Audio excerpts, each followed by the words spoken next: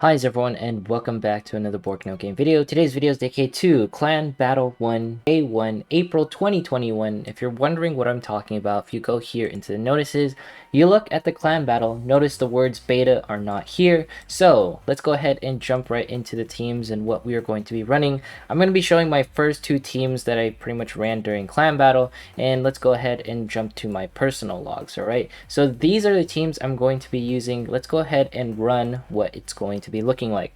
So for me, I stick to like the standard defense break 2 team, right? So I have my Makoto and Mitsuki on this team. Nothing too crazy. The things that I have to say when it comes to Needle Creeper, he's a standard boss that's not really deviating from the path. So, you know, the Kokoro face tank works perfectly well. Just note with the Kokoro face tank in this situation, on lap 1, I don't have to switch Kokoro in. So I can definitely just like jump in here and have no worries, and pretty much Kaori will do her thing and face tank everything. This boss wasn't too difficult, and you can run this team on Griffin and Wyvern, and it'll work, you know, depending on your star level, your damage will vary, of course, right? And just note that roughly you want like a Kaori at 4-star in order for her to tank the damage, and you can borrow those units. If you don't have Kaori, feel free to use a tank and remove someone like Shori. The only reason why I'm using Shori opposed to Suzuna and Erisa is because Suzuna works better on my other team, and Shori is better for this team in particular to deal the damage that I need in order to take down Needle Creeper. And the thing is, when you're running, you know, these teams against Griffin, Wyvern, and Needle Creeper, try to save all of your attacks, right? Try to defeat these bosses in as minimal runs as possible if you can. By that I mean save your weaker attacks for when you're about to kill the boss. And now we're jumping into Cyclops. This is the team I'm running. And note here that my Suzuna is 2-star, right? That's very, very important. The reason why it's important that my Suzuna is at 2-star is because of the fact that this means that she won't get targeted by Cyclops. So a lot of the times the issues are when you're fighting these bosses is that Cyclops targets a specific character that has the highest physical attack.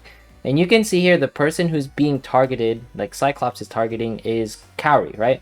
And the reason why Kaori is being targeted is because she has the highest physical attack. If Suzuna was 3-star, her buff actually makes her have higher attack than Kaori at 5-star. So it's fairly dangerous to have your archers pretty much be higher attack than Makoto or Kaori, especially Kaori, because what happens is your archers will be prone to death, and this team will not work if your archers are being targeted because you have no heals.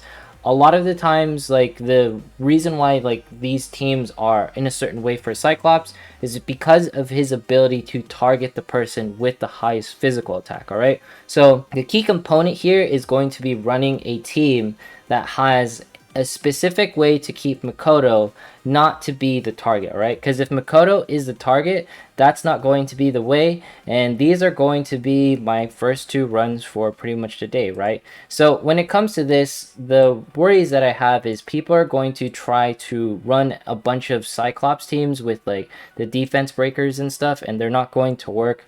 I tried and tested them. It was really weird because it's one of those things where if we didn't have like this ability, if he didn't have this ability, then your standard defense breaker teams would work. But because he can reduce TP, and if he can reduce TP on Makoto, that's going to be really bad. So this is going to be like a weak team, right? So we're going to go ahead and run this really quickly. We're going to show off like what happens if I bring like the strongest Makoto. What is the damage difference between a Makoto who is at 5-star, because technically you would want to bring that for this situation, but watch how it pretty much makes our damage much less because Makoto is constantly being targeted. All right, Cyclops is probably the most strange boss out of this, and you know, for now Twin Pigs will be just as difficult, but Twin Pigs isn't an issue in the sense that he can reduce TP. Twin Pigs will be an issue because his DPS is going to probably deal a lot of damage to your team, not on lap 1 but most likely on lap 2. And as you can see here, Yukari is definitely going to be a key part of Cyclops because she's going to be able to keep your team alive by casting her UB, not to mention her heals.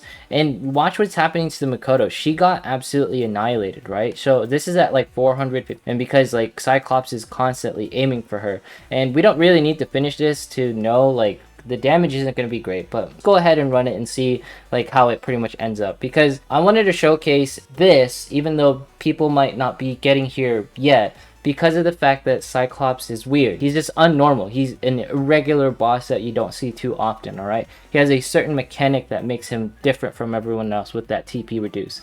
So 606k, that's decent, right? For damage, that is pretty decent. But watch what happens here if we do the trial run and then we use a actually lower starred Makoto. So this Makoto isn't as strong. We're actually going to be picking this one, all right?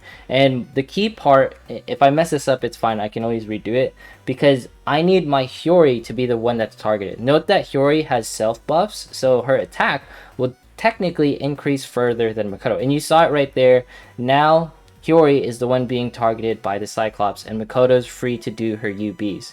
You can technically counter Cyclops by running someone like Ayane or any stun character, time the UB stun, time a stun so that it pretty much hits Cyclops appropriately.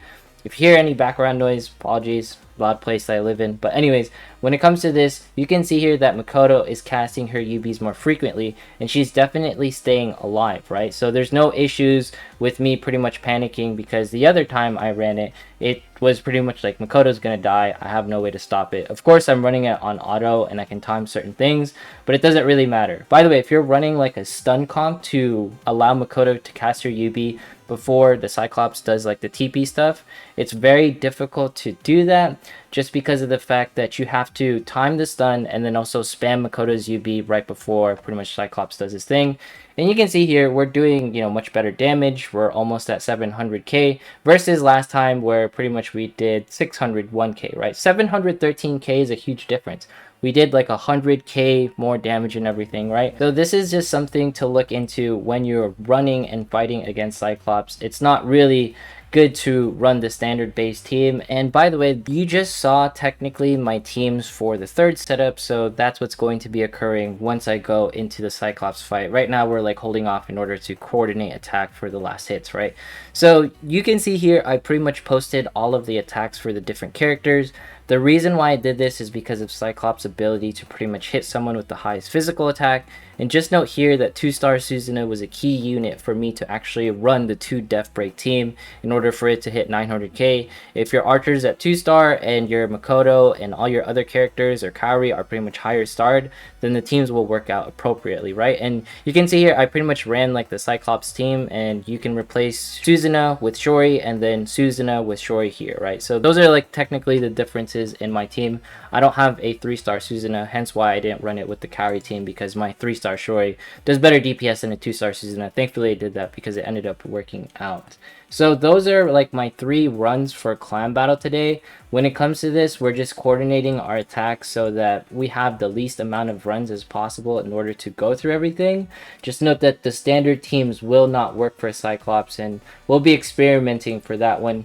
And like I said, the key thing is making sure that Makoto does not get that TP hit on her. Alright, so let's go ahead and do some PvP as we always do. Try to find a Kyoka team. Alright, this team for some reason has provided me success as of late. I'm not sure if we can beat this team in particular. I just wanted to showcase this is something that I use in order to tackle Kyoka, because what ends up happening when I run Nozomi by herself is that she ends up dying. Kyoka pretty much breaks through the team because Kyoka is the absolute threat for this situation. Tamaki pretty much going to go for Kuka right there because Kuka is a taunting god. And then right here we managed to get the Akari's UB off because Monica is here to increase speed, right? Usually, Akari would die because Tamaki does this.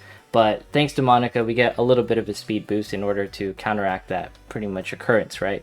You can see here Jun is actually staying alive, and that's just because Nozomi is providing some heals. Not to mention Jun has self heals, and also Jun has her little UB that keeps her shields up. So it's just enough to keep her alive so that pretty much the enemy team can't break through. And I don't think I'm going to be winning this one just because I don't think we can kill the Nozomi. But it's just something food for thought in case you wanted to run something like this for PvP. I know like clan battles like still occurring, but it's just something that I've wanted to share. And when it comes to like day 1 and everything, people who are pretty much expending more stamina and using jewel refreshes to pretty much get more stamina, those are the folks who are pretty much gonna have somewhat of an advantage during CB. I know it's a little weird, but if we didn't get those upgrades and stuff, then we wouldn't stand a chance against those bosses. I wish they implemented the equipment faster. That way everything could work out appropriately, right? Let's go ahead and do some Princess Arena as well, just to round things out. I'm not sure if I can win anything, but you know, it doesn't always hurt to try, right? So we can see here that is a Ninon defense team. I don't think we can take that, even if they're... Okay, how about this one? How about this one? All right, this one looks sort of doable. Let's go ahead and try that on precise. That is definitely going to kill us, but I'm banking on pretty much team 3 to hold us out. If we can't win the first team, I don't think we can win any of these teams, but this is definitely... I feel like this is a magic bait team, but I just want to see how it's going to work out. As far as like clan battles going, I feel like a lot of people are saving their attacks and sort of watching what's going on. A lot of the top guilds right now are double or triple A, because a lot of like the guilds that are more competitive were triple A, you know, ranked from the previous clan battle, and a lot of like the S rank guilds are usually, you know, A. So if you notice, like, not a lot of S rank guilds being like the top ranks, it's just because of like the ranking situation that occurred. And I hope that with this one, all we're doing is sharing our team comps. All right, that's like the most important thing that I can do, and that's what I'm doing with the videos, is I'm sharing my team comps, I'm showing you my runs. So hopefully, if you can't run my runs, like, you know, word for word, you know, character for character, star for star, at least want to showcase what has worked for me. That way folks can sort of understand what's going on with my comps. That way you have some sort of room to negotiate with in order to test different characters and stuff, right? Because I know not everyone can run like specific comps, and it can sort of get wonky. Alright, we didn't really work out on this one because I saw like June was like pretty much a tank, and if I ran like a physical team, I'm pretty sure it would have worked out better. I was just a little bit skeptical, but for the most part, I understand why I lost that one. Maybe I should have ran this team, you know, something like slightly modified in order to beat the previous team. Yeah, it would be heavily modified actually, because this isn't a straight up like physical team, right? All right, this is going actually decently well so far. Never mind. We lost our Tamaki, so there's no way we can win this, and pretty much we're gonna get whittled down. June might be the last, you know, one standing, but I don't think we can definitely win this one. But that's Princess Arena for you. You gotta bring like the correct magical units and best physical units to fit the situation.